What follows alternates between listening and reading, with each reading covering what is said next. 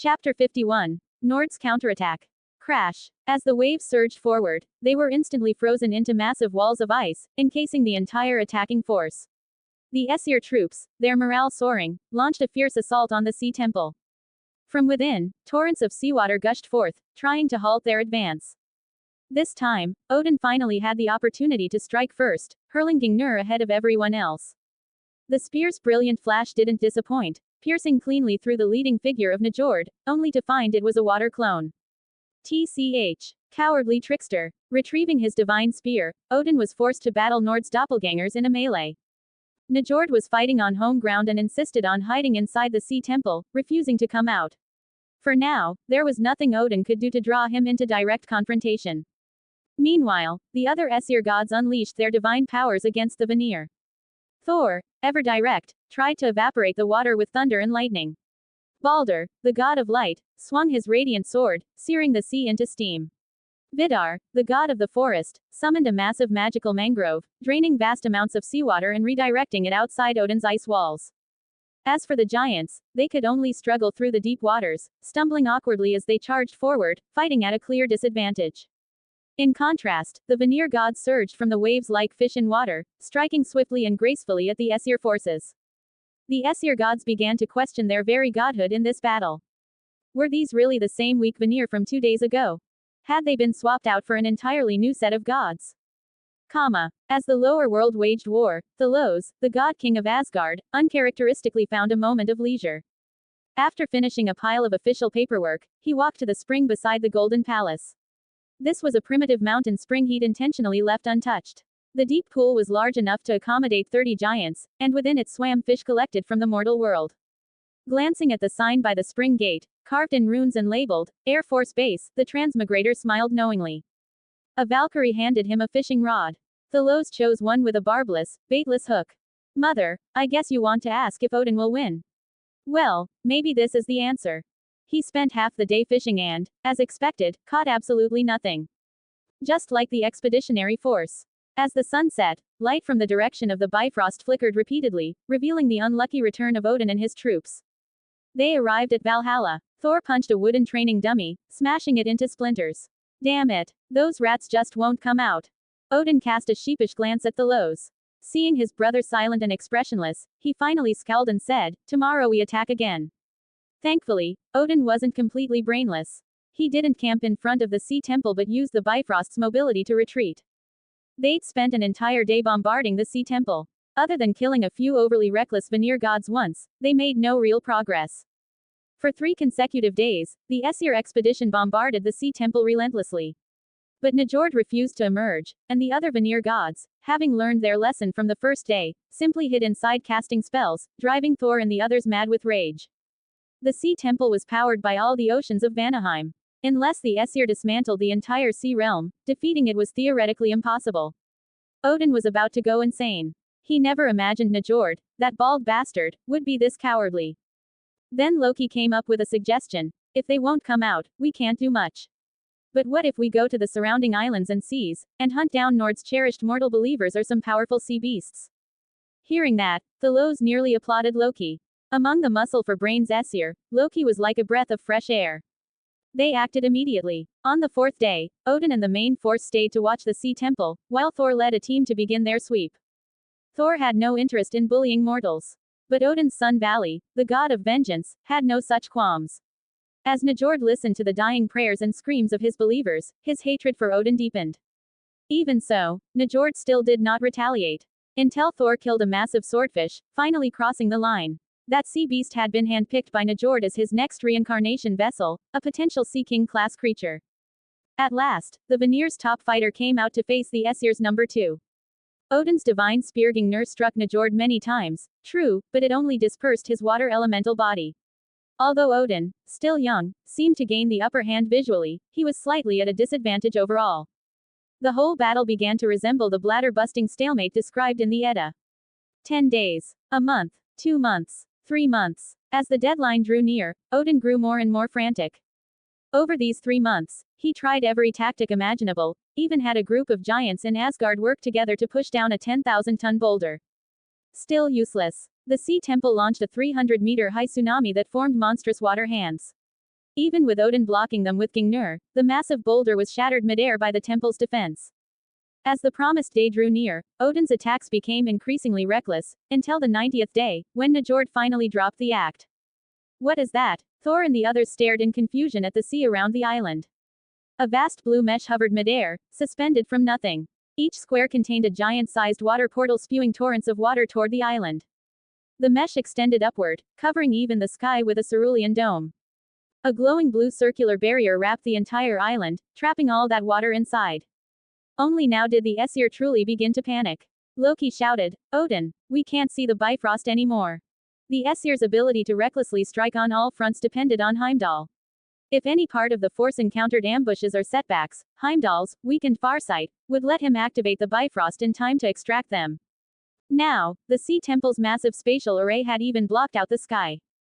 There was only one explanation. Najord intended to wipe them all out. "You'll never succeed." Odin hurled Gungnir with all his might. The divine spear did not disappoint. It streaked through the sky like a silver line, smashing one of the portals to bits. But what Odin saw next made his blood run cold. Behind that destroyed portal was another layer. This was a multi-layered composite water element array with space attributes. Every second, tens of thousands of tons of seawater poured in from all directions, centered on the Sea Temple, turning the area into a colossal, cylindrical, underwater world, several kilometers in diameter. If the Aesir expeditionary force were just floating in water, they might survive. These gods had strong enough bodies to survive even in a vacuum. But the giants and mortal attendants Odin had brought, they were doomed. Odin's face instantly went pale. Blank. Check out my Patreon for plus 200 additional chapters in all my fanfics. Only $5 per novel or $15 for all. www.patreon.com/mutter closing square bracket. Plus 50 power stones equals plus 1 extra chapter.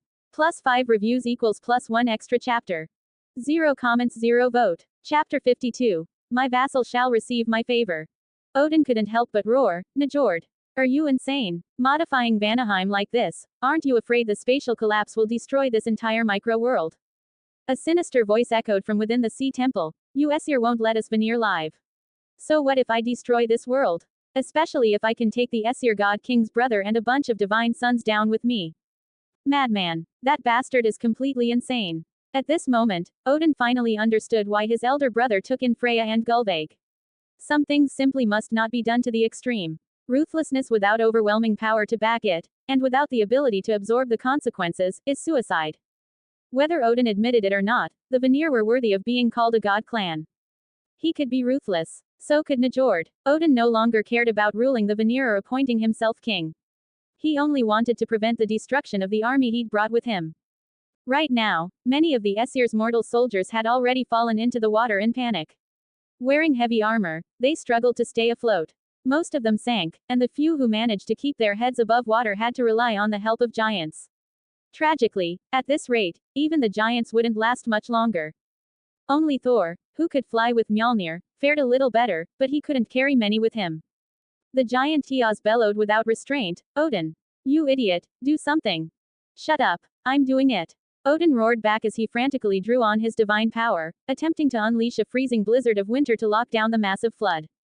Crack! Crack! Crack! A polar windstorm erupted from him, instantly forming glistening crystalline ice in the deep blue sea, flickering like glowing shards. These rapidly merged into massive ice barriers, surging against the torrents of incoming water. It seemed, for a moment, as if the barriers might hold, like before. But Odin quickly fell into despair. Just as Najord had been beaten like a dog when he recklessly invaded Asgard and faced Thalos. Odin, too, did not belong to Vanaheim. Even if he had world-level authority over Jotunheim like his brother Thalos, his output of divine power was simply too low. If the frost energy he could summon per unit time was 1, then Najord, fighting on home turf, could summon at least 5 from the ocean. That efficiency gap made it impossible for him to gain the upper hand in this sea-dominated world. Then, a despairing sound shattered his last hope. Crack! Crack! Craash! The ice wall shattered. The explosion sent countless jagged chunks of ice hurtling into the Aesir army like an avalanche. Ah! Help! Glug glug! Odin, you bastard! Useless! I never should have trusted you. Amid the chaos, the gods and giants vented their fury without restraint. 3 months of frustration poured out in full, raw emotion. Odin had never been so overwhelmed in his life. As the apocalyptic scene unfolded before him, he stood frozen in place. Suddenly, his eyes caught sight of Loki. He plunged through the raging currents, seized Loki's breastplate, and shouted, "Loki! If you've got any ideas, say it now. We're out of options." "Really?" Loki wailed, half crying. "Really?" Odin made no attempt to hide his despair. Then Loki, true to form, only finished half a sentence. He suddenly pointed skyward with his index finger. "But he does. His Majesty Thalos definitely has a way." Odin's lone eye filled with confusion. 3 months of battle, and he had nothing to show for it. Now he was supposed to run home to his brother in shame. No, he couldn't even face the gods, much less the giants allied to him by marriage. The thought of his parents' disappointed faces tore at his heart. But compared to losing his entire army, or worse, allowing his brother's children to perish, his pride meant nothing. No, maybe his brother had foreseen all this from the beginning, and was watching coldly from above. Odin's gaze turned increasingly grim. But he dared not hesitate any longer. If the losses mounted too high and Thalos refused to protect him, the Aesir would rip him to pieces. "My king, save us!" Odin shouted, his voice thick with shame. The stunned gods and giants around him quickly snapped back to their senses and joined in the desperate chorus. "My king, save us!" In truth, they didn't need to shout. Thalos didn't need to sense anything. The moment strange anomalies appeared in Vanaheim, Heimdall, ever dutiful, had already sent a distress signal.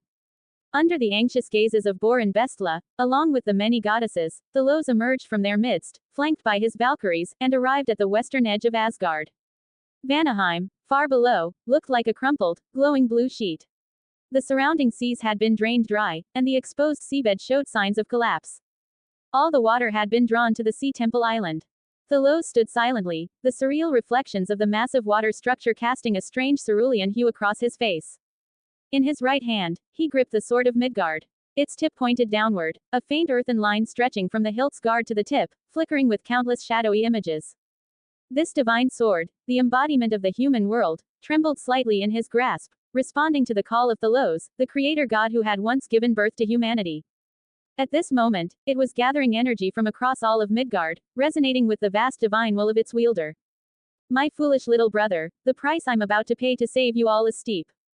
By Thalos's rough estimate, using this move would cause the birth rate of living beings in Midgard to drop by at least 1/4 for years to come. And such internal resource drain would definitely displease the world will of Ginnungagap. But he had no choice. Not when he'd drawn such an ambitious and surprisingly capable little brother. At the core of the world tree, a faint spark of light suddenly ignited. So faint, no brighter than a firefly. And then, the next instant, it burst forth like a prairie wildfire, surging from the heart of Yggdrasil and crossing the realms, entering the divine sword in Thalos's hand. The sword suddenly became heavier. Its weight grew exponentially. Even with the inherited strength of the frost giant progenitor Ymir, Thalos could no longer hold it. He let go of the sword of Midgard. It was just a sword falling. But the thunderous crash that followed, the shattering, mountainous roar, made it seem like Thalos had hurled down an entire range of peaks. The blade effortlessly pierced through the spatial barrier above the sea temple, tearing through the 100-meter-thick wall of ocean, and slammed directly into the temple's main gate. The entire micro-ocean, carefully constructed by Najord from the essence of Vanaheim, was split cleanly in two by the sword. No, it wasn't just the ocean that was split. It was the very fabric of this world. The vertical path carved by the falling divine sword etched itself into the soul of every living being present, like a new thread of destiny written into their eyes and carved into their spirits. From the heavens, the divine presence of Thalos descended with a deafening impact. It was vast and majestic, solemn and boundless. It didn't sound like a voice, but more like a narrator's divine monologue added to the epic of eternity. He spoke only one sentence. A truth not to be defied or challenged. "My vassal shall receive my favor. Check out my Patreon for +200 additional chapters in all my fanfics. Only $5 per novel or $15 for all. www.patreon.com/mutter closing square bracket. +50 power stones equals +1 extra chapter. +5 reviews equals +1 extra chapter. 0 comments 0 vote. Chapter 53. Cursing Across Realms. Too outrageous. Just a moment ago, the entire Aesir expeditionary force, whether exalted gods or the mortals who followed them, were like rats drowning in a gutter, about to be washed away at any second. The very next second, the entire situation reversed. This oceanic world seemed to be torn apart in an instant. Endless torrents of deep blue seawater collapsed like broken dams, rushing away in all directions. When that revolting sea blue hue finally receded, what remained were countless droplets of rain like water falling from the sky and the faces of the Veneer gods in the sea temple, filled with fury or complicated emotions. The apocalyptic landscape vanished. The normal, peaceful seascape of the island returned to their view. And overhead, towering 10 kilometers into the heavens, stood a translucent phantom of Thalos, the supreme god king of the Aesir, gazing down upon them with an immeasurable, distant expression. Time froze in that instant. Nord's eyes bulged, bloodshot and wild with madness. In his vision, the horror above was even greater. The intricate oceanic law net he had painstakingly woven for months, fine threads of elemental rule that crisscrossed to form a massive grid around the sea temple, had been utterly shattered. That elaborate celestial trap had been easily destroyed by the damned god King Thalos. Every law fragment drifting now through the void was a crystallization of Nord's divine power, painstakingly condensed over countless days. And yet, it had all been obliterated, just like that. This gap, of sheer divine power and comprehension of the laws, was what enraged Najord the most. All of his scheming, all of his careful planning, was wiped away. He could only watch helplessly as one after another brilliant rainbow beam enveloped the battered Aesir soldiers. As the light brightened their bodies, they faded into the bifrost and crossed hundreds of kilometers of sky, returning safely to the upper divine realm. That feeling of ultimate failure was sickening. And worse, Najord didn't dare take a single step outside the sea temple. He had no idea if divine retribution from Thalos would descend in the next second. His fists clenched so hard that his fingernails pierced his palms. Drops of divine blood fell between his fingers. He bit his lip and stared back at the colossal projection in the sky. That detestable gaze was so cold. And in those deep black eyes, there wasn't even a trace of recognition for Nord's existence. Thalos's aloofness. Thalos's grandeur. Thalos's certainty of victory. Everything about him made Najord furious, nearly mad. Thalos Borson, you think this is over? You think you've truly conquered the Veneer? No, never. Nord's voice broke with rage. You idiot. You actually used so much of Midgard's essence just to save that foolish brother of yours. Ha ha ha. I'll take it, gladly. One day I'll use that power to tear your little nest Asgard to pieces. Thalos didn't respond right away. But below him, Thor, just back from the brink, heard this and paled. Father, you sacrificed Midgard's essence to save us. His wide eyes were filled with disbelief and deep guilt. The gods turned toward Odin with even darker expressions. That price was too high. Thalos finally withdrew his gaze from the lower realm. He casually glanced back at the sorry figures returning from the field and said blandly, not much. Only about 30%.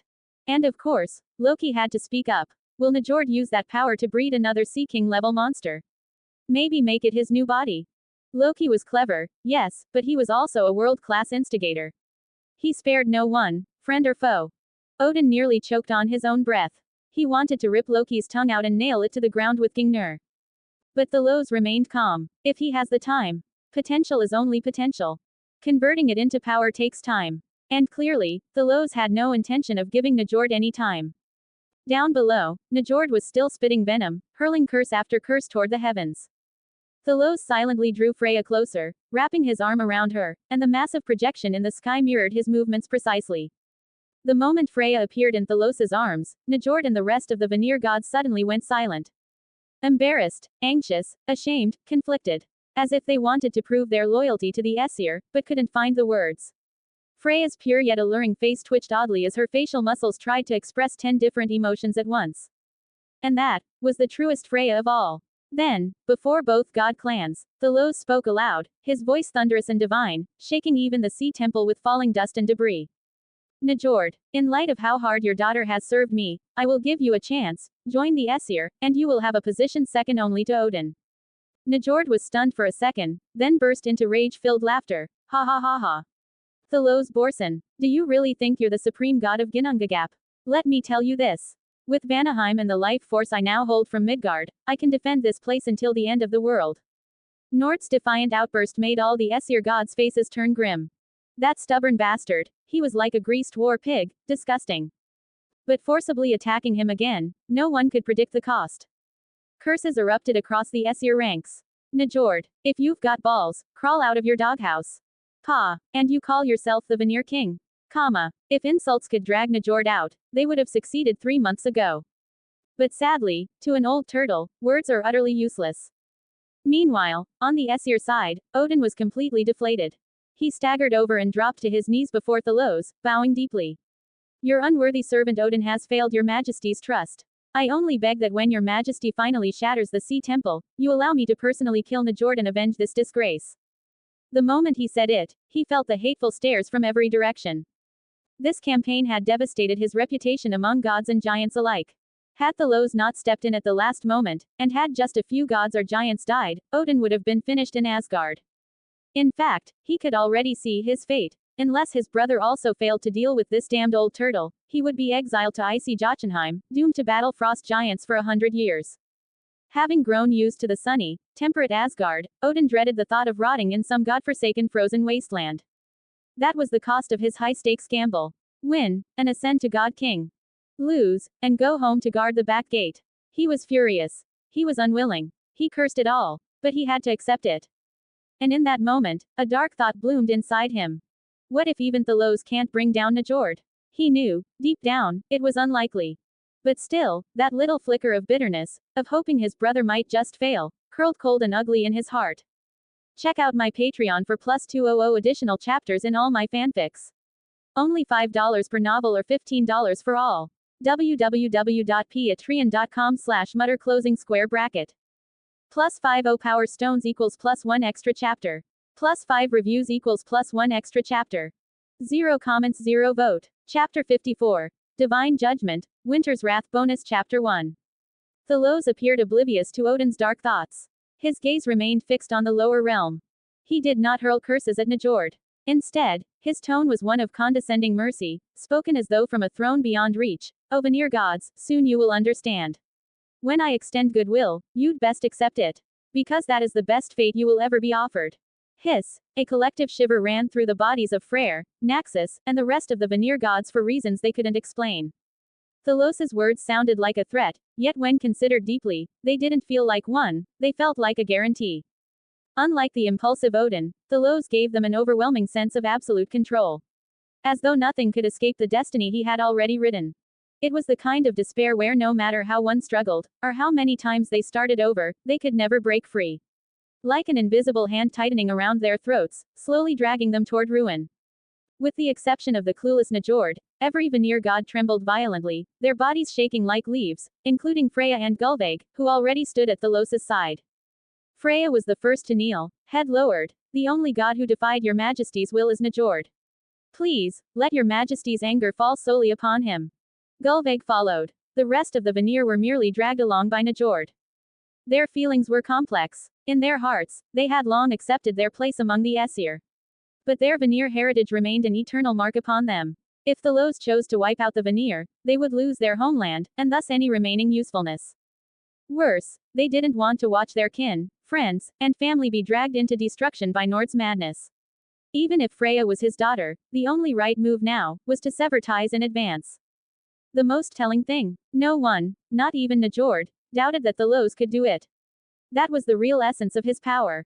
Thalos ignored Nord's ravings. His giant projection faded as he turned his gaze upon those around him. You've all worked hard. Rest for 2 days. On the third, we will bear witness together, to the destruction of the Veneer. His words were light, too light. As though he were swatting a fly rather than sentencing an entire god clan to death. And it was precisely this ease that reignited the spirits of the battered gods and giants. They roared with uncontained excitement. Long live His Majesty Thalos. Only His Majesty is truly invincible. Ha ha ha, I knew it. No enemy can escape His Majesty's grasp. All the bitterness of failure vanished. Now they longed for the spectacle of destruction 3 days away. Even Odin, in that moment, found himself desperate for Nord's death. But Thalos quietly watched Odin's retreating figure, and in his heart, he understood. He now saw why, in the Edda, when the two tribes exchanged hostages as part of their fragile peace, Odin purposely played a trick, sending the slow-witted Vili, known in some versions as Honir, along with the wise giant Mimir. The Veneer, feeling deceived, killed Mimir in rage and sent his severed head back to Odin. That cunning move allowed Odin to use the Veneer's hand to rid himself of a dangerous ally. He hadn't won the war on the battlefield, but he'd made up for it with trickery. And that decision had far-reaching consequences. In the prose Edda, it's implied that when Ragnarok came, the Veneer sat back and did nothing, watching the Aesir be slaughtered. Thalos sighed inwardly. My foolish little brother, even you want Najord dead so badly. Don't you realize? The only real chance you ever had to shake my rule, was to ally with that madman you hate so much. But outwardly, Thalos smiled. There is no greater cruelty of fate, than this. After their rescue, the gods and giants indulged in drunken revelry in the Hall of Joy until dawn, then collapsed into exhaustion for an entire day. On the third morning, they assembled again, this time with the mortal army newly reorganized, on the great plaza outside Valhalla, awaiting their god king's inspection and the descent of a new miracle. This time, the platform was no longer occupied by the unreliable Odin, but by their undefeated, all-powerful sovereign, Thalos. Thalos looked down at them. His expression was calm. Then he glanced sideways at Odin, who stood with a lowered head, his spirit dim. He spoke in a private voice only Odin could hear. My foolish little brother, it's been 3 days. Have you figured out why you lost? Odin lowered his head further. Because I lack your strength, brother. Thalos shook his head. No, you lost because even after drinking from the well of wisdom, you're still a fool. Huh. Odin looked up, stunned. That's impossible. Even the nearby gods pricked up their ears. Thalos delivered the final blow. If I were you, even without the sword of the 9 realms, I'd use your winter domain to craft a boulder 10 times the size of the Golden Palace, and drop it on Vanaheim. And if that wasn't enough, then 100 times. How would Najord stop you? Odin's eyes widened in disbelief. That was insane. He'd never even considered such an idea. But the more he thought about it, the more it made sense. Asgard towered high above Vanaheim. The Veneer would have no way to stop it. Odin's voice trembled with regret. If we were to do that now. No. Thalos cut him off. Opportunities, once missed, are gone. If it were me, I'd have used something better. Odin felt a surge of despair and self-doubt. Am I truly that foolish? He had just suffered a soul-crushing defeat at the hands of a transmigrator's wisdom. Meanwhile, Thalos left the brooding Odin behind and led the assembled army to the western cliffs of Asgard. He merely raised a hand and made a pulling gesture toward the void. In that instant, every observer seemed to hear a soft pop, like something being pulled loose. Look, while Heimdall was the first to notice, it was the bow god Ullr who shouted aloud. Vanaheim, the ocean world built atop the Ginnungagap chasm, suddenly showed a massive vortex in its heart. Only Najord truly felt it. From that vast whirlpool at the sea's center, hundreds of thousands of cubic meters of water vanished every second. Where was it going? Najord didn't know. All he knew was that a plug had been pulled. His ocean, his authority, was being drained away. The sea flowed out of Vanaheim and into a massive pit in Midgard. The water remained the same, but once it left his realm, it was no longer part of his divine jurisdiction. Which meant, his divine power was being stripped away. Over 90% of it. No. A heart-piercing scream echoed through the sea temple as Najord howled in despair. Back in Asgard, Thalos turned and handed the sword of Jotunheim to Odin. My foolish little brother, would you mind bestowing upon Vanaheim a true winter storm? Odin's eyes lit up with the mad joy of vengeance. With pleasure, my king. Divine judgment. Winter's wrath. Descends. Check out my Patreon for plus 200 additional chapters in all my fanfics. Only $5 per novel or $15 for all. www.patreon.com/mutter closing square bracket. Plus 50 power stones equals plus 1 extra chapter. Plus 5 reviews equals plus 1 extra chapter. 0 comments 0 vote. Chapter 55. The ocean dries up. A god king falls. Vanaheim was struck by a blizzard without warning. The sun vanished behind a sudden surge of dark clouds. The last ray of sunlight was wrenched from the sky by a bone-chilling force that descended over the oceanic realm. In that moment, silence blanketed the sea temple and the island of Vanaheim itself. Not a sound, not even from mortals. The Veneer gods stood frozen, stunned, eyes locked skyward. Sweeping across the sky, the ice and snow unmistakably came from the hand of a true god. The howling northern wind cried like a living thing, its echoes twisted into ghostly afterimages, each one a mirage of the one-eyed Odin. His gleeful, vengeful laughter blended seamlessly with the shrieking wind. As the radiant edges of the storm lashed across the sky, not a single Veneer god failed to realize what was happening. In terror, they discovered that the law lines they controlled were severed along with the moisture in the air, frozen solid into deadly cold. Yes, in the world of Ginnungagap, water is water, but once water freezes, it becomes the domain of another divine authority. And most Veneer gods had domains deeply entwined with the ocean. So, to them, it was as if their divine power had crystallized into snowflakes, cast aside and scattered by the hand of the god of winter. Their faces remained locked in expressions of stunned disbelief. Their once fiery divine hearts froze alongside the evaporating oceans and encroaching frost. They turned to Najord, their leader, with a final look of desperate hope. And were given only deeper despair. Nord's bald crown reflected the icy hues of a dying Vanaheim. A deep, helpless dread surged up from within him. A sense of utter impotence. It was too much. If it had been that fool Odin, perhaps he still would have had hope. Even if defeated, perhaps he could have bartered a compromise that would allow the Veneer to root themselves in Ginnungagap. But against the Lows, there was nothing he could do. Ever since the Lows had rescued Odin's army, every moment, every breath, every heartbeat, Najord had lived in fear and anxiety, like a noose named despair tightening around his neck. He was barely clinging on, balanced on a ledge of hope. Now, with the ocean gone, that ledge vanished. And his heart sank with it. Regret stabbed at every pore like 10,000 needles.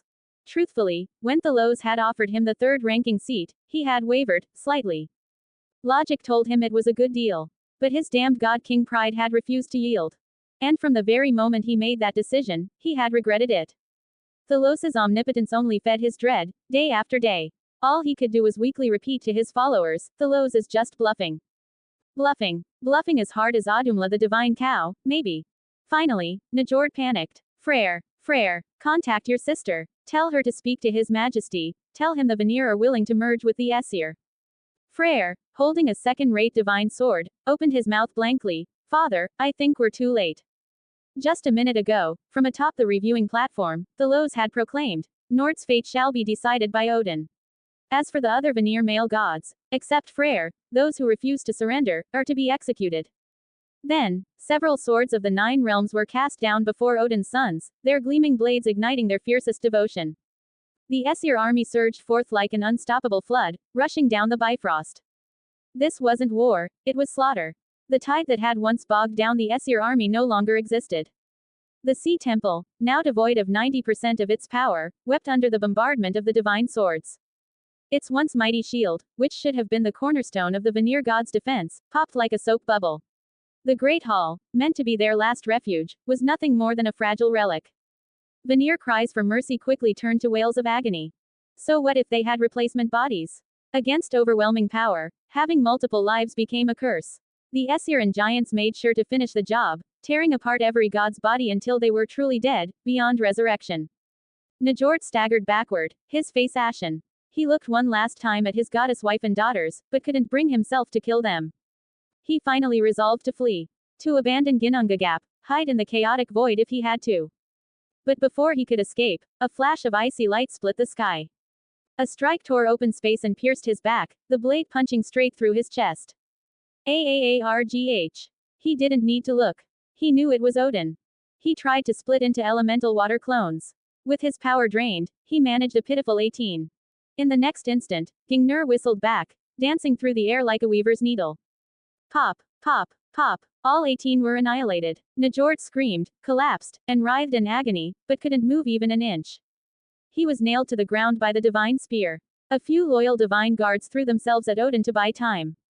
Several flashes of icy light later, Odin casually dispatched them with the sword of Jotunheim. Well, old turtle, Odin sneered. Finally crawled out of your shell. Najord coughed blood, stretched out a trembling hand. No. Odin, you can't kill me. I've communicated with the world will, it needs me. I can serve you. Cowards don't deserve to live, Odin replied coldly, cruelty flashing in his single eye. He had dreamed of this moment, defeating Najord in a fair fight, claiming the Veneer as his own, finally earning the right to stand tall without living in his brother's shadow. But everything, his ambitions, his future, had been shattered by this greedy, treacherous, arrogant old god. The disdain of his kin. The scorn of the giants. All of it became Odin's wrath. Odin was never known for his virtue, and now, with righteousness on his side, there was nothing holding him back. He didn't even want to use his brother's blade to end this. He sheathed the sword of Jotunheim and spoke one final line. Then he stepped on Nord's shoulder, yanked Gingnir free, and drove it straight down through the God King's skull. At that moment, the already dried seabed shuddered violently. And the world of Ginnungagap let out a soundless sigh. High on the cliffs of Asgard's western edge, Thalos stood in silence, watching 2 old scheming god kings tear each other apart. As he heard the sigh of the world will, he whispered inwardly. My foolish little brother, you killed Najord with your own hands. Now, you alone must carry the full weight of that karma. Check out my Patreon for plus 200 additional chapters in all my fanfics. Only $5 per novel or $15 for all. www.patreon.com/mutter closing square bracket. Plus 50 power stones equals plus 1 extra chapter. Plus 5 reviews equals plus 1 extra chapter. 0 comments 0 vote. Chapter 56. Too short-sighted, too brutal. The wheel of fate rolls ever forward, it never stops. And once fate goes astray, correcting it becomes the hardest thing of all. At that very moment, among the twin goddesses of fate, Urd, the one who governed the past, remained calm. But Verdandi, who oversaw the present, had her elegant brows furrowed into the shape of a Chuan character. In the end, both let out a long, heavy sigh. The most laughable thing of all. Odin had no awareness whatsoever. He continued to let the wheel of fate careen wildly down a path of deviation. In truth, at that point, Odin could have simply severed Nord's head, held it high, and declared the battle concluded. It would have ended everything that no longer needed to be. But instead, he delayed, if only by a moment, because he had just noticed something that pleased him. The loudest giant to mock him, Thalos, had fallen into a desperate situation. A Veneer god, realizing escape was impossible, waited for Thalos to throw his head back in laughter, and in that instant, transformed into a dolphin and slipped right into his open mouth. Once inside his stomach, the god transformed again into a fierce, spike-covered sea urchin. Thalos clutched his chest in agony, watching black spines burst out from within his ribcage, even stabbing through his own hands. This was a battle without victors. Thalos died, his heart pierced. The Veneer god inside him died too, dissolved partially by the giant's stomach acid. Some of the Aesir gods noticed Nord's death, and purposely ignored it. Instead, they continued venting their frustration upon the remaining Veneer male gods. And those who found no targets, began moving, weapons in hand, toward the trembling Veneer goddesses huddled in corners of the sea temple. Thor sensed the shift in atmosphere immediately. He had thoroughly suppressed Freyr, now lacking the sword of victory, and given time, could have surely defeated him. But Thor cared more about the bigger picture. He called out sharply, "This is no longer war. This is slaughter. Freyr, Najord is dead. Do you want the rest of your kin to be wiped out too?" Bloodied and dazed, Freyr froze, his eyes falling upon his father's lifeless body. If this were a true Aesir purge of the Veneer, then he would fight to the bitter end. But then, he thought of his sister, Freya. And then saw his mother and other sisters trembling in the temple's shadows. His heart was torn apart. Both sides were gods. Freya, she's doing well, Thor replied, calm but firm. She now belongs solely to my father.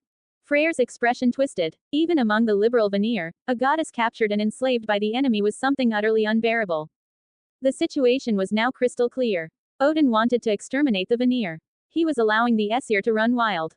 And the only one left who could stop it, at least in theory, was Freyr himself, the heir apparent after Nord's death. The grief over his father and comrades' deaths was heavy. But the battle he had with Thor back in Asgard made him believe in Thor's character. Gritting his teeth, Freyr hurled down his divine sword and shouted at full volume, "I am Freyr. As the acting leader of the Veneer, I declare, we surrender." Thor quickly stepped forward and proclaimed, "I, Thor, in the name of God King Thalos, accept your surrender." One declared, one accepted. That changed everything. Odin narrowed his single eye and stared coldly at Thor, secretly spitting in his heart. I knew I didn't like that kid. He had no choice now. Odin raised his sword, severed Nord's head, held it aloft, and shouted, Najord has been slain by my hand. Veneer gods, hear me, any who refuse to surrender, shall die. The stage had been set. Now it was the Veneer's turn to choose between surrender, or death.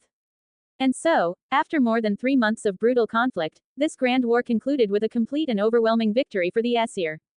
Compared to the multi-year war of attrition in the Epic Edda, this version's result was far more decisive. Losses in wealth and divine blood were minimized. Yet, some losses, key gods who fell, were not so easily replaced. But that wasn't Odin's problem. As the general of this campaign, his job was done. For most Aesir gods, this was nothing short of a glorious triumph. They raised their spears and relics, shouting inside the desecrated sea temple, commanding their underlings to loot anything that looked remotely valuable. Each Veneer god was shackled with rune-etched, thorn-like chains, designed by dwarves to suppress divine magic, and marched from their home, herded across the Bifrost to Asgard. And the mortals who worshipped the sea god Najord, they were not even worthy of entering the sacred realm.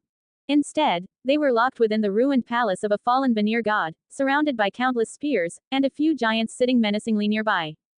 Their fate now hung on one voice, that of God King Thalos. Soon after, a grand trial was held in the Golden Palace. Thalos sat atop the throne of the gods, towering above the defeated prisoners, and atop a carpet of treasures, piles of gold, silver, armor, and weapons, stretching from the palace gates to his feet. The most baffling part to outside observers. The so-called captives' presentation. The Veneer male gods, few in number, were shackled in a chain like prisoners of war. No surprise there. But the Veneer female gods. If you didn't know better, you'd think it was a runway fashion show. Each and every one of them had been bathed, beautified, and dressed in lavish, culturally traditional evening gowns, clearly tailored to highlight their curves and seductive figures. Most ironic of all, the one directing them was none other than Gulveig. Her eyes blazed with a zealot's fervor as she commanded the Veneer goddesses like a conductor leading an orchestra. If you wanted to resist your fate, you should have died in the sea temple, not be standing here. When Najord sent me to provoke war with the Aesir, you all supported it. Now you are the defeated. Forget your once noble status. Whether you are still goddesses, depends on your performance. Now smile. That's better. Though she was but a divine attendant in rank, Gulveig exuded the commanding aura of a queen.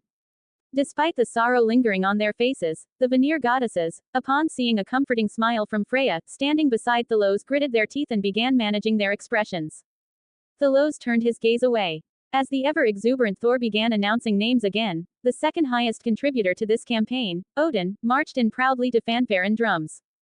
Thor read off Odin's deeds aloud, and the one-eyed god, full of hope that his failures had been redeemed, walked up proudly. Only to hear Thalos open with the same cursed phrase. My foolish little brother. Odin immediately froze. What did I do now? I killed the Veneer's god king. I eliminated the traitor who defied Asgard. How could this be wrong? Thalos continued, unflinching. Yes, I did say Nord's fate was yours to decide. But your methods were too short-sighted. Too brutal. Check out my Patreon for plus 200 additional chapters in all my fanfics. Only $5 per novel or $15 for all. www.patreon.com/mutter closing square bracket. Plus 50 power stones equals plus 1 extra chapter. Plus 5 reviews equals plus 1 extra chapter. 0 comments 0 vote. Chapter 57. I gave you a chance, and you weren't up to it. Odin's face flushed between pale and ashen. His lips moved, trying to form a response, but in the end he forced out a stubborn retort, so I shouldn't have killed Najord. Thalos sighed. I said before, Najord was able to draw upon the power of Jotunheim because he had earned the approval of the world's will. An enemy like that can't be simply killed. A low murmur rippled through the crowd of gods and giants. Huh, even if he had to die, Thalos continued, it should have been after he refused to surrender. Only then would his death have been justified. Odin's eye turned red with frustration. You would have us let a creature like that into the Aesir.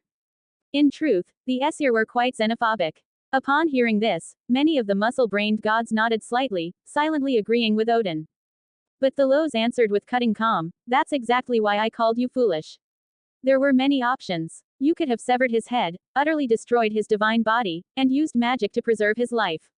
He would retain consciousness, enough to regulate the life force of the 9 realms for the world's balance, but would pose no threat to the Aesir.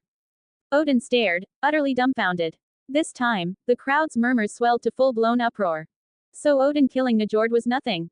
Thalos's method, keeping only the head, turning a god into an eternal divine servant of the system, that was the real masterstroke. Kneeling below, Freyr, Naxos, and the remaining Veneer gods had already gone deathly pale. In fact, what Thalos proposed was a clear parallel to what Odin had done in the Edda, using the Veneer to kill the wise giant Mimir, then preserving Mimir's head via magic as a permanent advisor. With Thalos's mastery over the domains of death and magic, this wasn't merely feasible, it was trivial. But the moment Thalos said it aloud, everyone instantly understood how far beyond Odin's methods this truly was. Before, Thalos would still preserve Odin's pride in public. Not this time. This time, he delivered the slap directly to his face. Odin still tried to hold firm. Your Majesty, perhaps it's just my stupidity. I truly couldn't think of that. You not thinking of it is fine. Your real mistake was that even when you felt what you were doing might be wrong, you never once thought to ask me. You made your own decision. Odin's whole body trembled. Finally, he understood. Because of his pride and defiance, he had rejected all of his brother's goodwill, and betrayed the trust of not only Thalos, but their parents as well. At that moment, even Bor and Bestla turned their heads away, unwilling to meet his eyes. The gods and giants began to recall all of Odin's bumbling, aimless campaigns over the past 3 months. Perhaps Thalos and Odin weren't that different in power, but in judgment and leadership, they were worlds apart. Many sighed and shook their heads. Odin finally lowered his head in shame. I was wrong. Thalos shook his head slightly. Odin, I gave you the chance. You just weren't up to it. You've disappointed me, Thalos said. But even if your deeds weren't successful, your efforts deserve reward. So, I will grant you the title of King of Jotunheim. You will lead a branch of the Aesir to guard the ice fields, eliminate rogue frost giants, and monitor the divine cow. You will be our watcher and courier. In truth, Thalos had already made up his mind to keep Odin at arm's length. One day, if Odin ever got struck by divine retribution, Thalos didn't want that lightning passed to him.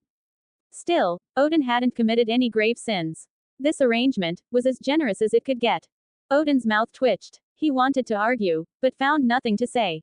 His brother had been too kind to him. He had brought a massive army, failed to conquer Jotunheim, lost thousands of mortal soldiers, and cost the lives of several third-tier gods and giants, including Tiaz. The losses were substantial. The gains were marginal. If not for Thalos cleaning up after him, the whole campaign might have been a catastrophe. At worst, he'd still be stuck in Jotunheim, drowning in seawater. He had no decisive contributions to speak of. And yet, even now, his brother had acknowledged one of his merits. With the title of King of Jotunheim, Odin was no longer just a subordinate. He now had an independent title, with real power and jurisdiction, a massive promotion in all but name. Though, his reputation was in tatters. Few gods or giants would willingly follow him now. At best, he might gather a few half-divine warriors with strength comparable to Valkyries. That would be his consolation prize. Still, he wasn't walking away empty-handed. Based on merit, he was entitled to choose one Veneer goddess. He immediately picked one of Freya's sisters. If you won't give me subordinates, big brother, then I'll make my own. Next, those who had contributed to the war came forward one after another to claim rewards. Nord's remaining 5 daughters were soon picked out. Once the division of spoils wrapped up, the only ones left were Naxos, a dozen plain-looking Veneer goddesses, and 7 Veneer male gods, including Freyr. Then, Thalos spoke again. Freyr, would you be willing to join the Aesir? If you agree, I shall name you the god of sunlight and fertility. This, Freyr couldn't gauge Thalos's true intentions. Why would a defeated god like him be worth this much? He didn't know. But his sister did. Freya didn't even pretend. She outright winked at him repeatedly and nodded enthusiastically. It was clear how much she had worked behind the scenes for this. Without Freya, he would have died in Asgard long ago. He owed her everything. He bowed his head. Thank you, Lord Borson, for your generosity and mercy. I accept. I only ask that my mother and sisters be spared suffering. Freyr's words were skillfully chosen. He accepted the offer first, giving Thalos public face, and then asked mercy as an insider. It gave Thalos both prestige and leeway. One had to admit, Freyr was tall, handsome, and charismatic. People always favored good-looking allies, especially in divine courts. The smarter Aesir gods began to catch on. The title of fertility was less a gift, and more of a job description. There was a wave of warm applause as Freyr officially became part of the Aesir. By plucking Nord's only son out of the Veneer, Thalos now had no more reservations. I have decided to preserve the name of the Veneer, he declared. However, the new king of the Veneer shall be my brother Vili. Freyr, who had stepped out of his chains and now stood beside Freya, glanced at the strikingly handsome Vili, and wasn't sure what to make of him. Is this some powerful Aesir god meant to completely control us? But Freya leaned close and whispered, don't worry. He's kind of an airhead. Doesn't know much. Freyr thought he understood now. So in the end, it was Freya, seeing that the Veneer were doomed, who whispered into the right ears and melted the god king's heart behind closed doors. His throat tightened with emotion.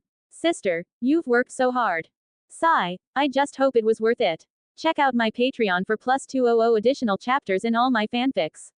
Only $5 per novel or $15 for all. www.patreon.com/mutter closing square bracket. +50 power stones equals +1 extra chapter. +5 reviews equals +1 extra chapter. 1 comments 0 vote. Chapter 58. The Mysterious Architect. Perhaps the bloodshed committed under Odin's command was already enough. Thalos didn't further persecute the remaining Veneer gods.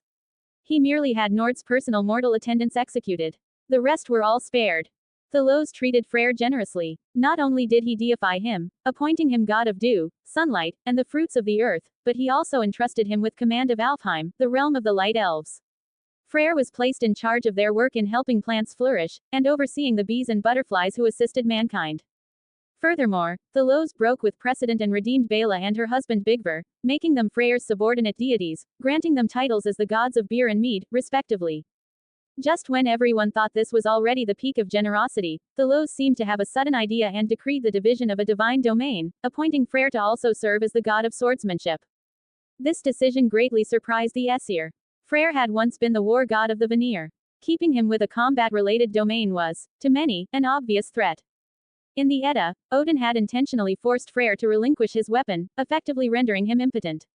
As a result, at Ragnarok, Freyr fought Surtur, the fire giant progenitor, with nothing but an antler, and died in battle. Seen from this perspective, Freyr had indeed fought to the bitter end for the Aesir in that world line. So crippling him now would be a waste. That's why Thalos cleverly split off the domain of swordsmanship from the broader domain of battle, and gave it to Freyr. War, after all, was still under Tyr, shared with Thalos and Thor. That couldn't be handed to a Veneer. But this branch of single combat, that could go to Freyr. It improved his dueling prowess while preventing any conflict of interest. All in all, Thalos's arrangement was the best possible outcome for the surviving Veneer. For the Aesir, the Hall of Goddesses and treasure was an enormous gain. Aside from the Veneer who perished, everyone else could look forward to a bright future. Thalos had once again resolved everything perfectly. That night, the banquet in the Hall of Joy was grand beyond compare. The jubilant melodies were all but drowned out by the thunderous revelry of gods and giants alike. Despite her shy smile, Freya still led her sisters onto the stage to dance for the gods. Their sultry dances and overt submission made it clear, this was not just a celebration, it was a feast of conquest. 3 rounds of wine in, and the gods began to shed all restraint. Even Thalos could not remain aloof in such a setting. He was personally tended to by 2 Veneer goddesses. At some point during the revelry, the noble and wise Thalos saw a drunken Odin and Loki stumble over, arms slung around each other. Big brother, drink. Brother, drink. After downing a goblet of potent liquor that would drown a mortal in a heartbeat, Odin finally loosened up and started to talk. Brother, I used to resent you. Oh, Thalos half squinted at him. What for? I hated that you were stronger than me. Smarter than me. Had better everything than me. Thalos didn't respond. And now I don't hate you. You deserve it. Thalos didn't quite believe him. If you've figured it out, that's good. No matter what, once I get to Jotunheim, I'll make something of myself. I'll build a tower of skulls from those damn frost giants. Now that's ambition. Asgard will be safer for it. With Odin's strength, he really could play the role of a god king guarding the border. But was it really that simple? Don't worry, if Odin screws up, I've got this. Loki grinned, ever the self-invited guest. Though Thalos had never truly liked him, Loki always acted like they were close. Perhaps it was the drink, but Thalos suddenly saw a trace of black fate energy swirling around Odin, and something like a grayish cement-like aura coating Loki. As the saying goes, women are water, men are mud, Loki, apparently, was concrete. For some reason, seeing Loki's somewhat androgynous face made Thalos think of that absurd line. He turned away and bit down on a peeled grape that Freya had gently fed him with her lips. After chewing for a moment, he asked, Brother, have you decided who you'll take to Jotunheim? Any god or giant who volunteers, I'll let them go. Odin looked a bit embarrassed. He named a few people. In the end, the only remotely notable one was Mimir, the wise giant. The rest were all third-rate, forgettable deities, plus 3 Veneer gods, whom Thalos suspected Odin had threatened into tagging along. How funny, Thalos thought. After all this, Odin still hasn't let go of Mimir, the guy who once tricked him out of an eye. Not that it mattered to Thalos. If the Edda's timeline held true, Asgard wouldn't face any real danger until Ragnarok, when the forces of chaos stormed the Bifrost. Still, having glimpsed pieces of fate, Thalos felt uneasy. Something didn't sit right, but he couldn't say what. At this point in time, everything was still technically under control. So he gave Odin some words of reassurance. Go in peace, Odin. So long as you act in the Aesir's best interest, I'll support whatever you do. And with the Bifrost, drop by now and then to visit Mother. I will. The next 2 years passed in relative calm. The biggest news among the Aesir was Thor's marriage to Sif. Odin fathered Bragi, god of poetry, with the giantess Grur, and Hodr, god of darkness, with Nord's daughter. Then, on the 1st of April, something unexpected happened. The divine cow Audumla licked out a new giant. Even in the previous age of giants, stories of the frost giant progenitor Ymir were well known, his legend spread from Alfheim above to Svartalheim below. But no giant had ever been this enormous. 80 meters tall, with a body thick as several houses. His appearance made Thalos think of titans from another mythos. Everyone had thought that everything about Ymir belonged to murals in the Golden Palace or the massive giant eyes embedded in the Bifrost. But then, as if walking straight out of the rivers of ancient history, another colossal figure appeared. Damn it! Why is this giant so big? Odin cursed as his Gnir spear pierced the giant's chest 15 times, but still couldn't stop him from climbing the world tree toward Asgard. Only when flying Thor led a host of gods did they manage to slay the creature halfway up. In the following month, 2 more giants of similar scale appeared. One even broke into Asgard proper and wrecked a mortal district. And so, a new question loomed before the Aesir. Should they build giant walls and fortresses, hundreds of meters tall, around Asgard to ensure its safety? Just as the debate reached its peak, a mysterious architect arrived in Asgard.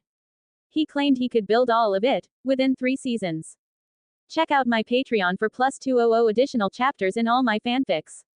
Only $5 per novel or $15 for all. www.patreon.com/mutter closing square bracket.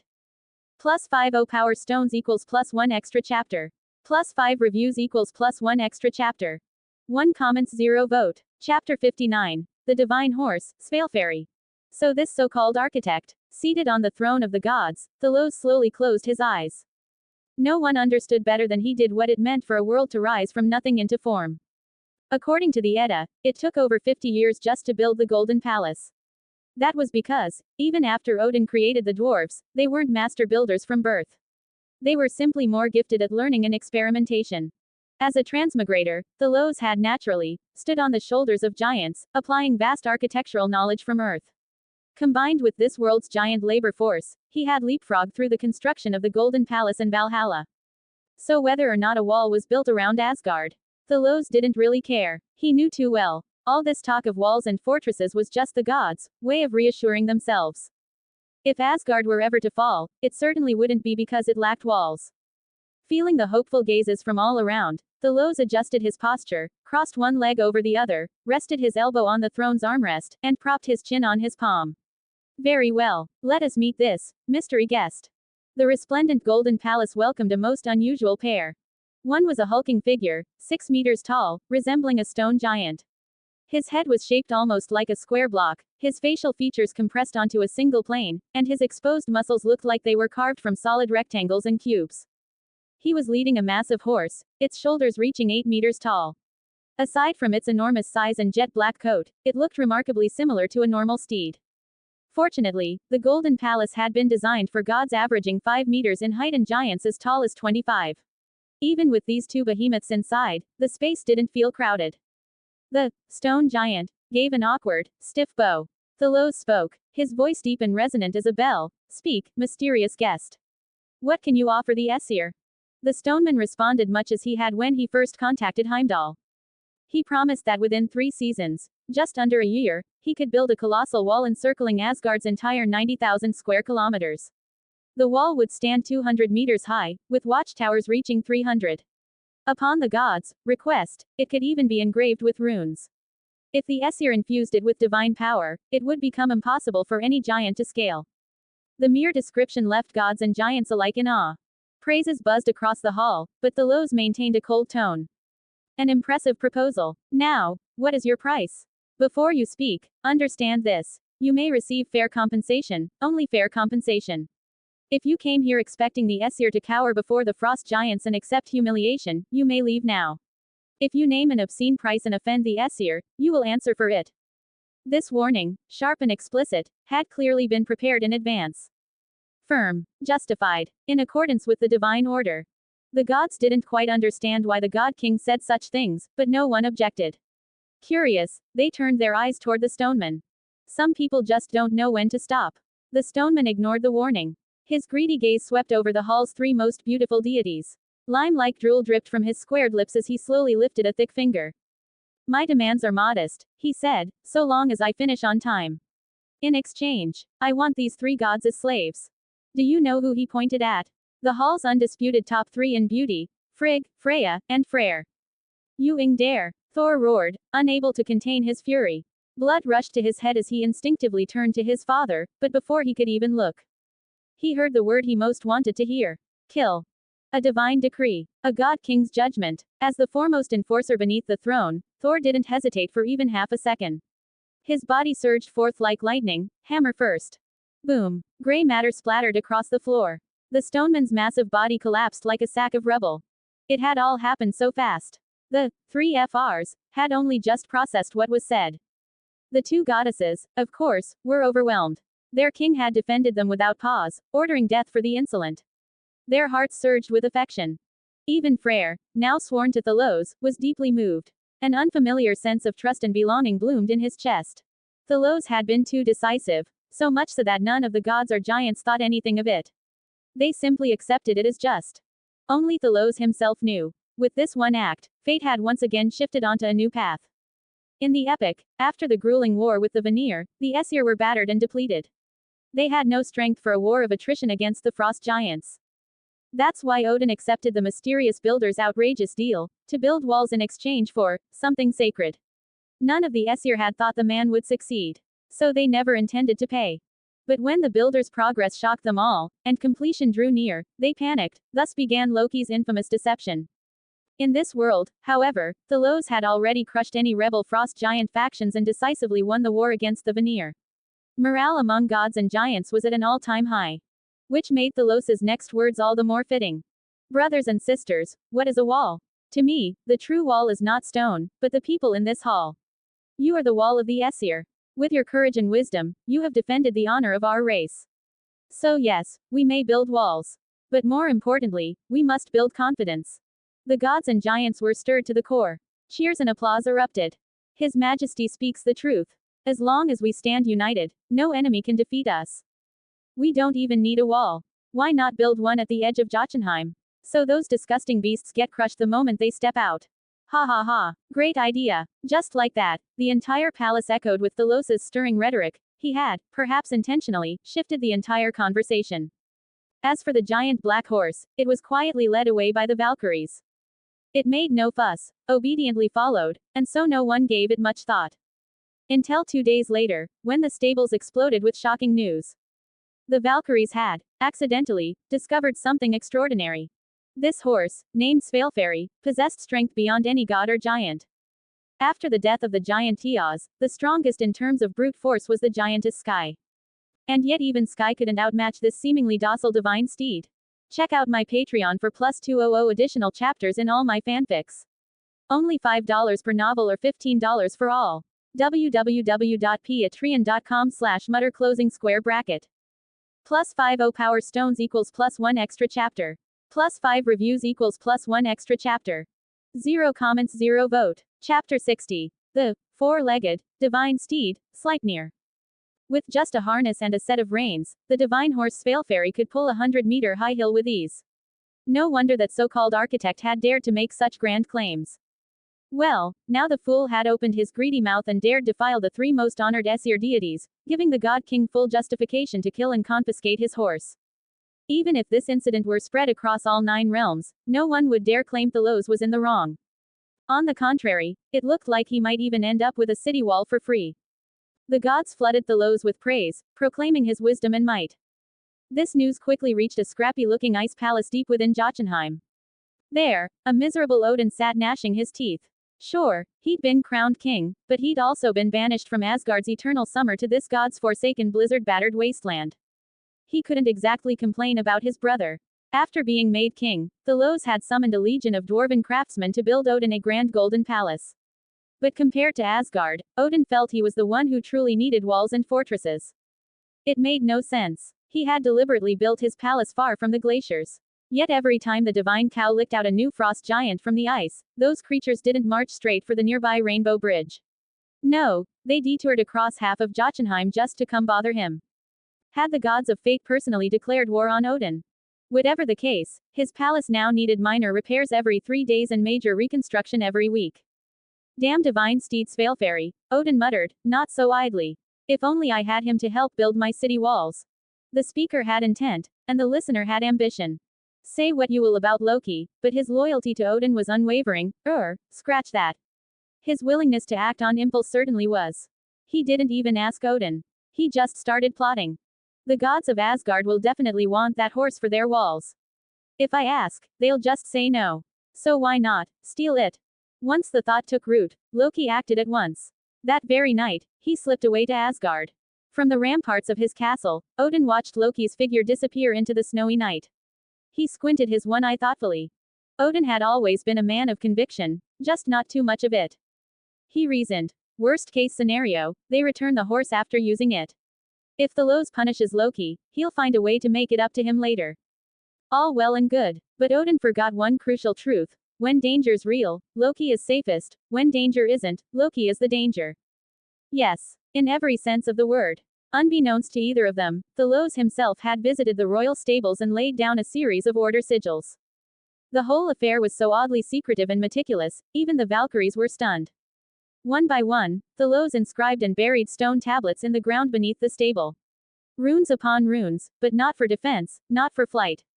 It was baffling. Just a horse, right? Then why all this trouble?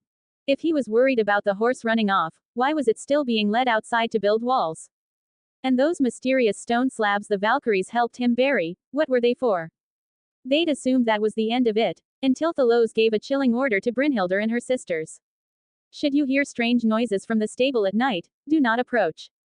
Do not interfere, unless the horse is physically removed. This concerns the balance between order and chaos. This command is absolute. Do you understand? His tone was so solemn that even the usually fearless Valkyries were left stunned.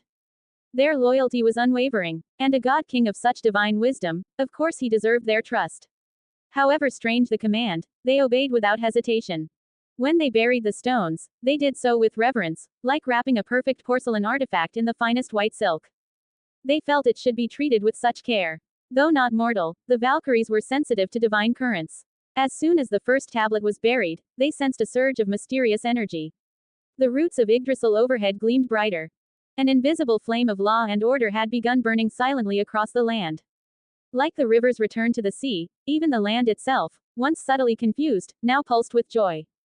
No one else knew what Thalos had truly buried. The tablets were astonishingly simple. Basic definitions etched in divine runes. Horses should be born in stables. Different species must obey reproductive isolation. Horses are herbivores of the odd-toed ungulate genus Equus. Horses only have two sexes, male or female. A horse has 4 legs, 1 head, 1 neck, 2 eyes, 2 ears, 1 heart. And on, and on. In total, Thalos had written 36 such tablets. They seemed absurd, so elementary they bordered on insulting. But that's the irony of the world. Every absurd law usually stems from an equally absurd event. Sure enough, on the very night those tablets were buried, the enormous stables large enough for 2 teams of giants to play football welcomed an uninvited guest.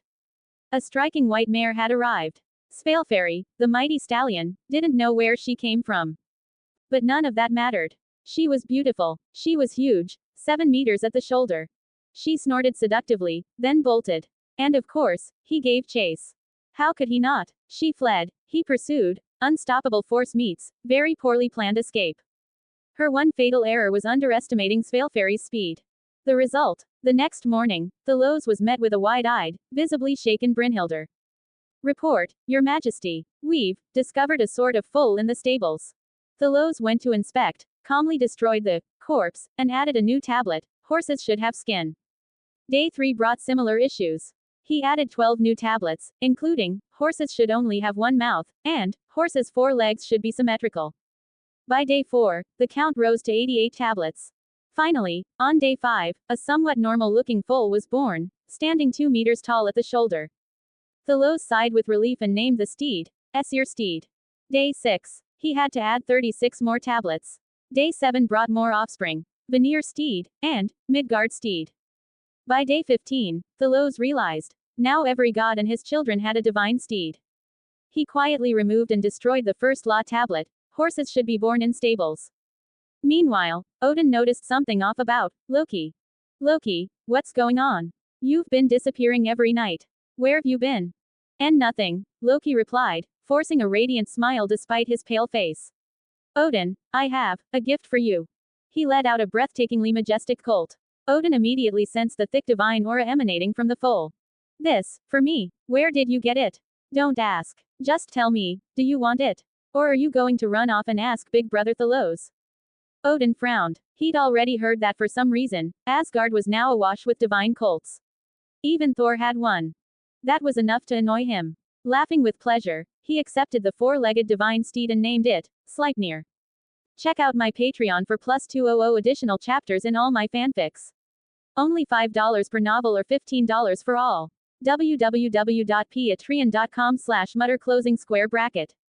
Plus 50 power stones equals plus 1 extra chapter. Plus 5 reviews equals plus 1 extra chapter. 4 comments 0 vote. Chapter 61. The Experiment of Order.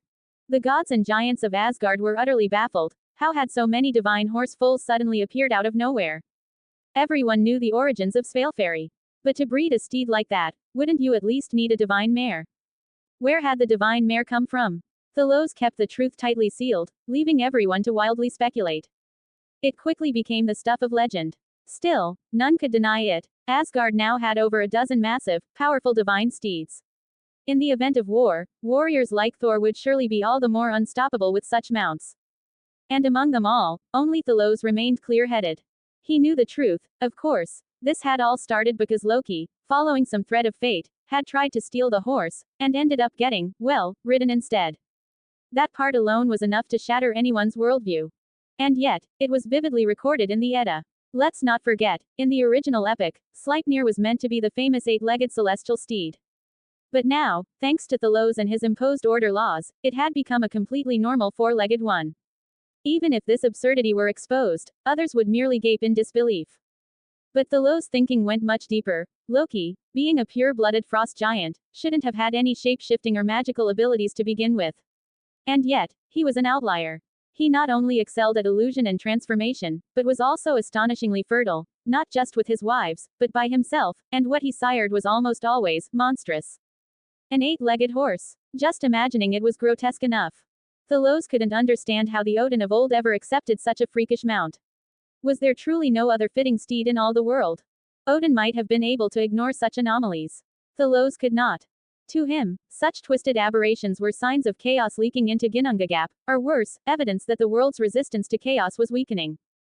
Yes, only chaos had the power to shatter the laws of shape and form, producing such distorted monstrosities. In the old days, Yggdrasil could absorb near-infinite chaos energy, refining it into pure order. That's how the 9 realms maintained their structured forms.